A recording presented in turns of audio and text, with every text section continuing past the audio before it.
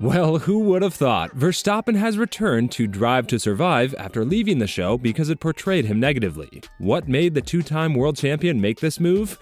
Although you'll find it hard to believe, it's for good reasons. But the fans aren't having any of this, and they went into complete ballistic mode on Twitter. Stay with us as we'll dig down into Verstappen's reasons to come back to the show and whether there's something hidden behind his genuine thoughts. There is no doubt that Drive to Survive is the primary reason for the sport's current level of popularity. From 2020 onwards, American fans in particular devoured the show, which depicted the personal and private lives of the multi-millionaires who race in Formula One. On top of that, the diehard fans were able to see what happens behind the scenes in one race weekend, something that wasn't really available to the public, given the fact that this is by far the most elitist sport on the planet. Verstappen is one of the drivers that made some bad comments regarding the show, and it was for all the right reasons.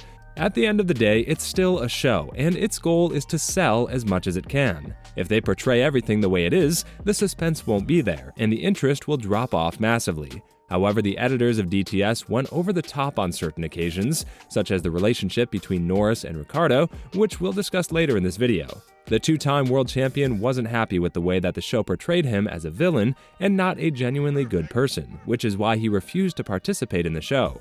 However, the fifth season will include Verstappen as well, a move that was deemed hypocritical by the Dutchman. When talking about the show in general and his reason to abandon it in the first place, Verstappen added, "I understand they want to bring more fans to F1, and it works, but a lot of scenes are literally copied and pasted, even with sentences, things that have been said and that I know were not said at the time wanted by the editors. At the end of the day, it doesn't matter to someone who doesn't understand Formula One. They discover the sport and will quickly forget about it. But if you're a diehard fan, DTS is not realistic. You're looking to see the season from another angle, and some of the montages have shocked. This is why fans are having a hard time accepting the decision for Verstappen to get back to the show, and this is exactly why the question of whether he has something planned behind the curtains has popped off immediately. According to Verstappen, the reason he came back to the show is because he, as a champion, should participate in increasing the popularity of the sport even further. However, Verstappen didn't come back at all prices, and it's worth mentioning that he made a deal with the devil, which was Netflix in this particular instance. When talking about his comeback in Season 5, Verstappen added, "So it's good to have found solutions to see what we expect from each other, and I think the interview I gave them was good. I just wanted to keep it real. No fake stuff. No overhyped things. I know it's important for Formula One that the champion participates, so we reached an agreement and I'm very happy about that." Now, why would Verstappen deny his own words, and why would he even consider going back after being so certain of himself? After all, he didn't even apologize for not letting Perez pass him in Interlagos, which had by far bigger consequences for the team and his reputation than the DTS absence. Well, remember that Red Bull are currently labeled as the cheaters and the frauds of Formula One? What better way to bring back the glory of the team and paint the purple picture than to participate in a show that would literally do whatever you tell them to do when it comes to portraying a purple narrative for your team? After all, it's Verstappen and Red Bull that we're talking about, the team that beat the 7-time world champion in 2021. That has to come with some perks, right? We've seen pure dominance in 2022 from Red Bull, and the team had to fight accusations of cheating their way to the 2021 championship by breaching the budget cap. That is 100% true, and they were found guilty by the FIA, no matter how much they want to prove that the breach was in catering and sick pay leave, so Verstappen will have a very interesting mission in his presence with DTS. The fans, as we mentioned earlier in this video, are not happy about this decision, as it goes without saying that Verstappen managed to build an even more infamous profile for himself thanks to these actions. One fan wrote, "Now Max wants to be in Drive to Survive after every narrative is flipped in his favor. The same person who called it fake for many years, suddenly it's okay when he's winning. The hypocrisy is crazy." One of the most interesting things in this situation is that Verstappen will likely be the most interrogated man regarding the Interlagos incident with Perez, where he refused to give the position back to his teammate due to his own reasons. That has left a huge black mark on his career and reputation, and there's a high possibility that Verstappen will want to defend his actions in the show. Although he has already made one attempt, which was a failure, as the media and the general public sided with Perez rather than Verstappen.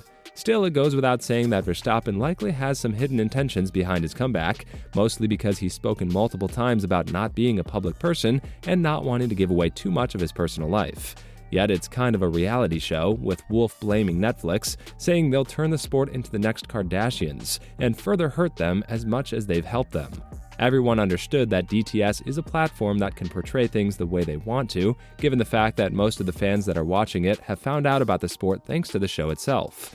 That is why the show is releasing narratives that aren't actually happening, just to add some spice to things and make it more appealing to watch.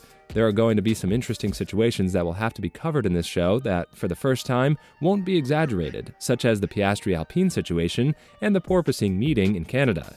Verstappen isn't the only one who has made fun of the show in the past. Remember that DTS tried to portray Norris and Ricciardo as enemies, with Ricciardo struggling to find the pace with McLaren and Norris being absolutely dominant and eventually forcing the team to find another solution for the Aussie.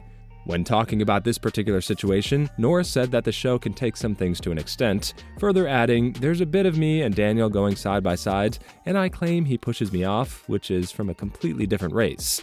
As long as they don't overdo it, make someone look like they've done something they definitely haven't, I think that's too far." Again, it's a reality show, and that's exactly what brings the fans to the sport. Remember that the sport was at its lowest in 2020, and although it was a COVID-infested season, no one could have grasped the magnitude that the sport would have reached 2 years later. Therefore, DTS is probably the #1 reason why the USA is going to host 3 races from next season onwards, after having only 1 in Austin and 1 in Canada. Furthermore, Andretti wishes to enter the sport as the 11th team with General Motors, a company that is a serious competitor in other racing categories in the United States, but has not previously been present in Formula One. Therefore, it's safe to say that Drive to Survive has done too much for the sport, and now these portraits can be hated as much as drivers and people would want them to be hated. The reality is pretty clear, and maybe Verstappen has realized that he can do some good things for his team now that he's won 2 championships and is going to push hard in less than 2 months to win 3 consecutive championships in his career. What do you think about the 2-time world champion's decision to come back to DTS after scrutinizing it hard in the past? Do you think that his intentions are genuine? Let us know in the comments below.